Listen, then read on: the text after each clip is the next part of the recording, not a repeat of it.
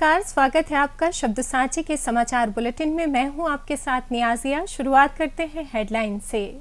मऊगंज में घर से बाजार गए युवक की आई मौत की खबर। रीवा में ठेलों को टक्कर मारते हुए दुकान में घुसा trailer. Rewa Itwari express train 2 महीने के लिए निरस्त। रीवा में मैंगो शेक की जगह बिक रहा जहर। रीवा के गीता प्रसाद योगासना स्पोर्ट्स एसोसिएशन के ज्वाइंट सेक्रेटरी नियुक्त। रीवा में नम आंखों से पढ़ी गई अलविदा जुम्मे की नमाज, मांगी बरकत की दुआ। डिप्टी सीएम शुक्ल ने अजय सिंह को दिया करारा जवाब। जिला पंचायत रीवा में सामान्य सभा की हुई बैठक। कृषि महाविद्यालय में रीवा छात्र छात्राओं का प्रदर्शन। सतना नगर पालिक निगम ने 450 करोड़ रुपए का बजट पेश किया। सतना में देर रात घर में लगी आग, 2 बकरियों सहित लाखों का सामान खाक। सीधी में चौराहों पर खुले में बिक रहा मांस। मध्य प्रदेश में 5वीं और 8वीं बोर्ड के परिणाम घोषित। और मध्य प्रदेश के शिवपुरी में लू, खजुराहो में पारा 41.4 डिग्री। अब खबरें विस्तार से।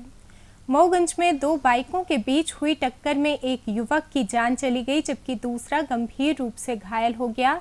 सूचना पर पहुंची पुलिस ने मृतक के शव को पीएम के लिए अस्पताल भिजवा दिया है और घटना की जांच शुरू कर दी है। जानकारी के मुताबिक मऊगंज थाना क्षेत्र के ग्राम दुबगवा निवासी हिमांशु पटेल बाइक से शुक्रवार सुबह तकरीबन 9:30 बजे मऊगंज बाजार जा रहे थे। जैसे ही मऊगंज कस्बे में पहुंचे तभी सामने से आ रही दूसरी बाइक से उनकी सीधी टक्कर हो गई। अचानक हुए इस हादसे में हिमांशु गंभीर रूप से घायल हो गए। परिजन तत्काल उन्हें उपचार के लिए संजय गांधी अस्पताल रीवा लेकर आए, जहां डॉक्टरों ने उन्हें मृत घोषित कर दिया, जबकि दूसरे घायल का उपचार मऊगंज अस्पताल में कराया जा रहा है। रीवा जिले के चाकघाट कस्बे में एक ट्रेलर अचानक ठेलों को टक्कर मारते हुए किराना दुकान में जा घुसा। हादसे में 3 लोगों को चोट आई है। जानकारी के मुताबिक एक ट्रेलर गुरुवार की देर रात करीब 8 बजे प्रयागराज से रीवा की ओर आ रहा था। जैसे ही वो चाकघाट के मंत्री चौराहे पर पहुंचा तभी अनियंत्रित होकर सड़क किनारे लगे ठेलों और व्यापारियों को टक्कर मारते हुए किराना दुकान में जा घुसा। इस दौरान मोमोज बेच रहा एक युवक गंभीर रूप से घायल हो गया, जबकि किराना दुकान के व्यापारी और ग्राहक को भी चोटें आई हैं। इस दौरान ट्रेलर की ट्रॉली भी सड़क पर पलट गई और क्लिंकर पूरे सड़क पर फैल गया, जिससे आवागमन बाधित हो गया। वहीं मौके पर भारी भीड़ एकत्रित हो गई। सूचना पर पहुंची पुलिस ने क्लिंकर सहित ट्रेलर को सड़क से हटवाया और यातायात को शुरू कराया गया। घटना की जांच पुलिस द्वारा की जा रही है। रेल प्रशासन द्वारा दक्षिण पूर्व मध्य रेलवे नागपुर मंडल पर ब्रिजों के अनुरक्षण का कार्य वर्तमान में भी प्रगति पर है, जिसके चलते यहां से गुजरने वाली कुछ गाड़ियों को निरस्त करने का निर्णय लिया गया है। इस कार्य के दौरान पश्चिम मध्य रेल से प्रारंभ होने वाली इतवारी एक्सप्रेस ट्रेन 2 महीने के लिए निरस्त की गई है। गाड़ी संख्या 11756 रीवा से नेताजी सुभाष चंद्र बोस इतवारी एक्सप्रेस अपने प्रारंभिक स्टेशन रीवा से 1 अप्रैल से 30 मई 2025 तक निरस्त रहेगी, जबकि गाड़ी संख्या 11755 अपने प्रारंभिक स्टेशन नेताजी सुभाष चंद्र बोस इतवारी से 2 अप्रैल से 31 मई 2025 तक निरस्त रहेगी। रीवा के बाजार में विभिन्न स्थानों पर बिक रहे मैंगो शेक की जांच के लिए खाद्य सुरक्षा प्रशासन द्वारा विशेष अभियान चलाया गया है। जांच के दौरान नए बस स्टैंड पर 15 रुपए में मैंगो शेक विक्रय किए जाते हैं। संदेह होने पर जब प्रतिष्ठान की जांच की गई तो पाया गया कि कलर एवं शक्कर का शीरा आम के जूस में मिलाकर बड़ी तादाद में शेक तैयार कर विक्रय किया जा रहा है। जांच टीम ने इस खराब मैंगो शेक को नष्ट कराया है। इस दौरान विक्रेता अंकित सोनकर ने जांच टीम को बताया कि रीवा में मैंगो शेक बेचने के लिए वो लोग बनारस से हर साल आते हैं और शहर में उनके द्वारा 8 दुकानें लगाई गई हैं। इस दौरान अमानक मैंगो शेक को नष्ट कराने के साथ ही मैंगो शेक व केमिकल के नमूने जाँच के लिए गए हैं एवं दुकान संचालकों को केमिकल का उपयोग न करने संबंधी निर्देश दिया गया है। बताया गया है कि 15 से 20 रुपए में बिक रहा मैंगो शेक स्वास्थ्य के लिए ठीक नहीं है, क्योंकि इसमें आम का जूस नाम मात्र होता है। इसे रंगीन पानी और केमिकल से तैयार किया जाता है, जो स्वास्थ्य के लिए हानिकारक है, इसका सेवन करने से बचना चाहिए। मध्य प्रदेश योगासना स्पोर्ट्स एसोसिएशन द्वारा रीवा के गीता प्रसाद पांडे को ज्वाइंट सेक्रेटरी पद पर नियुक्त किया गया है। बता दें कि गीता प्रसाद पांडे राष्ट्रीय स्तर पर 5 बार प्रतिनिधित्व कर चुके हैं, साथ में राज्य स्तर में गोल्ड सिल्वर मेडलिस्ट हैं। उन्होंने बताया कि योग को एशियन गेम में शामिल किया गया है, साथ ही ओलंपिक में भी योगासना को शामिल किए जाने की प्रक्रिया चल रही है, जिससे योगासन में अब रोजगार के अवसर भी उपलब्ध होंगे, जैसे कि जज या कोच के रूप में बेहतर करियर इस क्षेत्र में बनाया जा सकता है। सबसे पहले तो मध्य प्रदेश योगासन स्पोर्ट एसोसिएशन, जो मध्य प्रदेश ही नहीं बल्कि पूरे भारत में अलग अलग राज्य कार्य करते हैं, इसमें मेरा जॉइंट सेक्रेटरी जो मुझे 2 नए संभाग मिले हैं, जो एक रीवा संभाग है, एक शहडोल संभाग है। वैसे तो मेरे को पूरा मध्य प्रदेश का है, लेकिन विशेष दायित्व मुझे यहाँ से दिए गए हैं। और इसकी जो प्रोसेस थी, पहले जो इस पे योगासन में जो प्रतिभागी पहले से या अच्छा इसमें काम किए हैं, उनको जॉइंट सेक्रेटरी के पद पर नियुक्त किया गया है, जिससे एक नई रूपरेखा बन सके और योग एथलीट जो हैं वो राष्ट्र स्तर तक, इंटरनेशनल स्तर तक वह योग के माध्यम से जा सके, क्योंकि अब योग को एशियन गेम में भी शामिल कर दिया गया है। तो अब ओलंपिक में भी अब आने वाला है, कुछ समय कुछ प्रोसेस अभी बाकी है, तो हो जाएगी। अभी एशियन गेम शायद अभी दिल्ली में प्रस्तावित हुआ है। रहमत और बरकतों का महीना रमज़ान अब धीरे धीरे जाने को है। आज शहर भर के इबादतगाहों में अलविदा जुमे की नमाज पढ़ी गई। अलविदा जुमे की नमाज में लोगों ने नम आंखों से दुआएं मांगी। इसके साथ ही ईद की तैयारियां भी शुरू हो गईं। शहर काजी मुफ्ती मोहम्मद अजहरी ने बताया कि ईद उल फितर की नमाज शहर के लगभग सभी इबादतगाहों में पढ़ी जाएगी। ईदगाह, घोगर बिछिया, बड़ी दरगाह और छोटी दरगाह सहित सभी प्रमुख मस्जिदों में ईद की नमाज के लिए समय निश्चित कर दिया गया है। इधर ईद के त्योहार को देखते हुए प्रशासन द्वारा भी सुरक्षा व्यवस्था सहित साफ सफाई के संबंध में दिशा निर्देश जारी कर दिए गए हैं। शहर काजी ने बताया कि 30 मार्च को यदि चांद दिखाई देता है तो 31 मार्च को ईद की नमाज पढ़ी जाएगी और यदि चांद 31 मार्च को नजर आता है तो फिर 1 अप्रैल को ईद मनाई जाएगी। हालांकि दोनों ही परिस्थितियों के लिए पूर्व से ही तैयारी की गई है। मध्य प्रदेश के उप मुख्यमंत्री राजेंद्र शुक्ल ने कांग्रेस नेता अजय सिंह राहुल के बयान पर कड़ा पलटवार किया है। उन्होंने कहा कि सीधी जाने के लिए अजय सिंह हमारी बनाई सुरंग से होकर ही जाते हैं।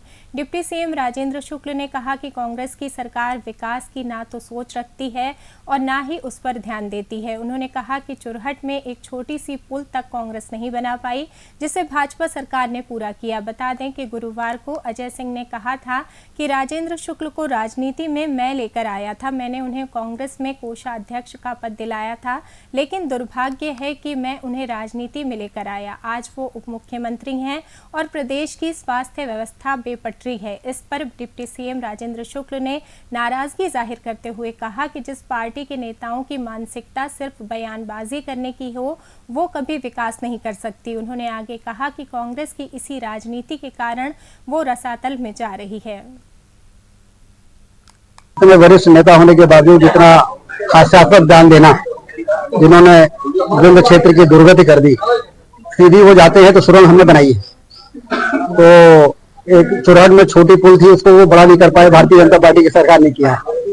तो विकास की न तो लोगों की सोच है और न ही विकास के प्रति को ध्यान में रख के लोग राजनीति कर रहे हैं। इसी प्रकार के बयानबाजी करना से ही लगातार कांग्रेस रसातल में जा रही है।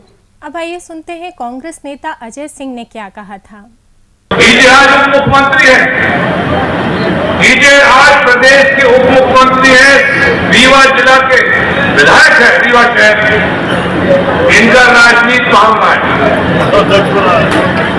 हमारा बड़ा दुर्भाग्य है कि राजनीति भावना है। युवा कांग्रेस के कोषाध्यक्ष के पद हम दिलवाए। रीवा में जिला पंचायत अध्यक्ष नीता कोल की अध्यक्षता में सामान्य सभा की बैठक आयोजित की जाएगी। जिला पंचायत सभा कक्ष में बैठक दोपहर करीब 1 बजे शुरू हुई। बैठक में 15वें वित्त आयोग अंतर्गत वर्ष 2024-25 की वार्षिक कार्य योजना पर चर्चा कर अनुमोदन के लिए प्रेषित किया गया। बैठक में विभिन्न क्षेत्रों से जिला पंचायत सदस्य एवं जिला पंचायत उपाध्यक्ष के साथ ही जनपद अध्यक्ष एवं जनपद उपाध्यक्ष शामिल हुए। इस दौरान मनगांव विधायक नरेंद्र प्रजापति भी मौजूद रहे। जिला पंचायत में आज ये बैठक हुई।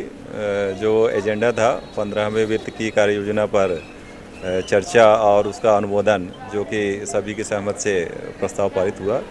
और दूसरा एक विषय था वन नेशन वन इलेक्शन, एक देश और एक चुनाव, उस पर भी प्रस्ताव पारित हुआ।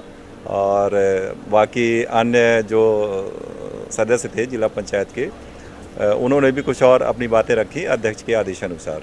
ज़्यादातर बातें पेयजल को लेकर के हुई, हैंडपंप को लेकर के, कुआं बावड़ी, ये सब विषय जो है जिला पंचायत की आज की बैठक में आए।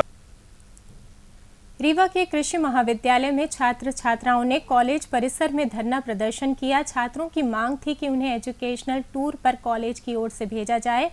वहीं कॉलेज प्रबंधन बजट का रोना रोते नजर आया। छात्र छात्राओं ने बताया कि वो 4th ईयर और 8वें सेमेस्टर में अध्ययनरत हैं। उन्होंने कहा कि नियमानुसार उन्हें कॉलेज प्रबंधन की ओर से एजुकेशनल कोर्स टूर में दूसरे महाविद्यालय भेजा जाना चाहिए, जहां जाकर नई विद्याएं सीखें और पढ़ाई कर सकें। लेकिन कॉलेज प्रबंधन द्वारा बताया जा रहा है कि एजुकेशनल टूर के लिए कोई भी राशि स्वीकृत नहीं की गई, जिसके चलते एजुकेशनल टूर पर नहीं भेजा जा सकता। सतना नगर पालिक निगम ने वित्तीय वर्ष 2025-26 का 450 करोड़ रुपए का बजट पेश किया। इसमें 7.5 करोड़ का घाटा बताया। सत्र में टैक्स वृद्धि का प्रस्ताव निरस्त करने की बात पर पक्ष विपक्ष दोनों एकजुट दिखे। महिला पार्षद जमीन पर बैठी। सत्र के दौरान निगम प्रशासन ने 10% प्रॉपर्टी टैक्स बढ़ाने का प्रस्ताव रखा। इस पर पक्ष विपक्ष के पार्षद एकजुट दिखे। उनका कहना था कि सतना में टैक्स पहले से ही अधिक है। पार्षदों ने कहा कि कई वार्डों में लोग झोपड़ियों में रह रहे हैं, ऐसे में उन पर अतिरिक्त टैक्स का बोझ डालना उचित नहीं होगा। बैठक के दौरान महापौर के बकाया टैक्स को लेकर भी चर्चा हुई। विकास कार्यों का हवाला देकर सभी को मनाने की कोशिश की, लेकिन पार्षद अपने रुख पर डटे रहे। सतना के खोडरी गांव में गुरुवार शुक्रवार की दरमियानी रात एक मकान में आग लग गई। मंझगवा क्षेत्र में घटना के समय रात करीब 1 बजे रामकिशोर दाहिया अपने परिवार के साथ सो रहे थे। जब उनकी नींद खुली तब तक आग पूरे घर में फैल चुकी थी। परिवार की चीख पुकार सुनकर ग्रामीण मदद के लिए पहुंचे। लोगों ने बाल्टी और डिब्बों से पानी डालकर आग बुझाने की कोशिश की। हालांकि तब तक घर का सारा सामान जलकर राख हो चुका था। इस दौरान घर में बंधी 2 बकरियां भी आग की चपेट में आकर जल गई। मौके पर पहुंची पुलिस आग लगने के कारणों की जांच कर रही है। पीड़ित रामकिशोर के अनुसार आगजनी में लगभग 6 लाख रुपए की संपत्ति का नुकसान हुआ है। घटना में परिवार के सदस्य बाल बाल बच गए। सीधी जिले में मुख्यमंत्री के आदेश की खुली अवहेलना हो रही है। शहर के प्रमुख चौराहों पर मांस विक्रेता खुलेआम मांस काट रहे हैं और बेच रहे हैं। इन पर स्थानीय प्रशासन और नगरपालिका की कार्रवाई बेअसर साबित हो रही है। मांस की खुली बिक्री से न सिर्फ दुर्गंध फैल रही है, बल्कि राहगीरों का निकलना भी मुश्किल हो रहा है। बता दें कि 2018 में नई मीट मंडी का निर्माण कराया था, लेकिन मांस विक्रेता अब भी शहर के बीचों बीच अवैध रूप से बिक्री कर रहे हैं। एसडीएम ने लालता चौक समेत कई इलाकों में मीट बिक्री पर रोक के साइन बोर्ड लगवाए हैं, लेकिन व्यापारी इन्हें बोर्ड के सामने मांस बेच रहे हैं, जो प्रशासन की नाकामी को साबित कर रहा है।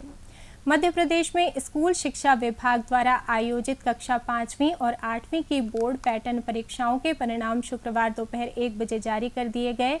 राज्य शिक्षा केंद्र संचालक हरजिंदर सिंह ने परीक्षा पोर्टल पर रिजल्ट बटन दबाकर परीक्षाओं के परिणाम घोषित किए। उन्होंने बताया कि प्रदेश में इस वर्ष कक्षा 5वीं का परीक्षा परिणाम 52.70% रहा, जो पिछले वर्ष के 90.97% से बेहतर है। इसी तरह कक्षा 8वीं का परिणाम 90.02% रहा, जो पिछले वर्ष के 87.71% की तुलना में अधिक है।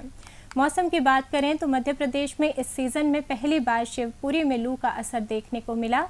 गुरुवार को यहां दिन का पारा 40.2 डिग्री रहा, जो सामान्य से ज्यादा था। इस वजह से हीट वेव चली। वहीं भोपाल, नर्मदापुरम, जबलपुर और शहडोल में सामान्य तापमान 2.5 डिग्री से अधिक रहा। छतरपुर के खजुराहो में सीजन में पहली बार पारा 41.4 डिग्री दर्ज किया गया। वहीं ग्वालियर और जबलपुर में 40 डिग्री के आसपास रहा। दमोह, गुना, शिवपुरी, सतना और सागर ऐसे शहर रहे जहां 40 डिग्री या इससे अधिक दर्ज किया गया। हालांकि अगले 2 से 3 3 दिन तक पारे में मामूली गिरावट हो सकती है। शुक्रवार से कुछ शहरों में पारे में मामूली गिरावट देखने को मिली है। हालांकि सुबह से सूरज के तेवर तीखे देखने को मिल रहे हैं। इसी के साथ ही समाचार बुलेटिन समाप्त हुआ। कल फिर मिलेंगे नई खबरों के साथ। जुड़े रहिए शब्द सांची से। धन्यवाद।